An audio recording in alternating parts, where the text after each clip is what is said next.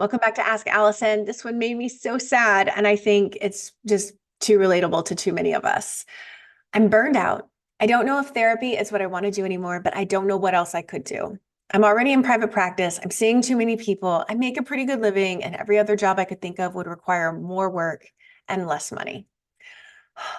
So, first, I want to thank Therapy Notes for sponsoring Ask Allison. They are the #1 rated electronic health record system available today. With live telephone support 7 days a week, it's clear why Therapy Notes is rated 4.9 out of 5 stars on Trustpilot and has a 5-star rating on Google. Therapy Notes makes billing, scheduling, note-taking, and telehealth incredibly easy, and they also offer e-prescribe for you prescribers out there. If you're coming from another EHR, Therapy Notes is happy to make this transition easy for you. They import your demographic data free of charge so you can get going right away.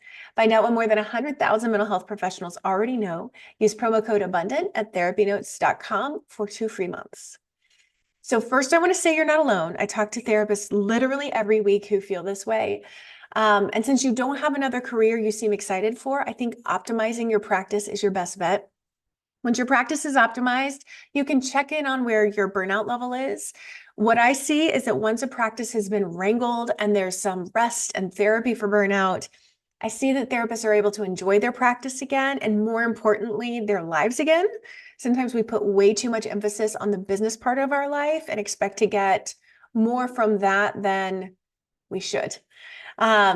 So here's what I want you to consider optimizing. You mentioned seeing too many clients. So I want you to get clear on exactly how many clients you want to see, what days and times you want to see them. What is your reason for seeing more people currently? Is it a boundary issue? Is it a money issue? It is so much harder to hold boundaries when you're burned out, but you're going to stay burned out if you don't take some action and hold some boundaries. So I mentioned money. I want you to then look at your income. Is your fee working for you? Are you taking on more clients because you need or you want more money? And if so, I would much rather you get paid more per session, whether that means going off insurance or increasing your rate. I'd rather you do those things than stay in this perpetual state of burnout because this isn't sustainable. How are your systems working?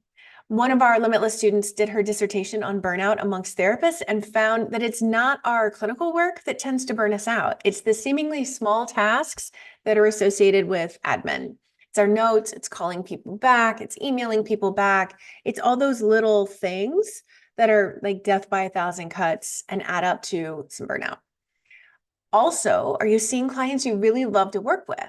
Your practice could be full of clients you're excited to see. And if that's not who you're working with right now, I would recommend being as discerning as possible when new clients call and giving really excellent referrals to those that aren't your favorite to work with.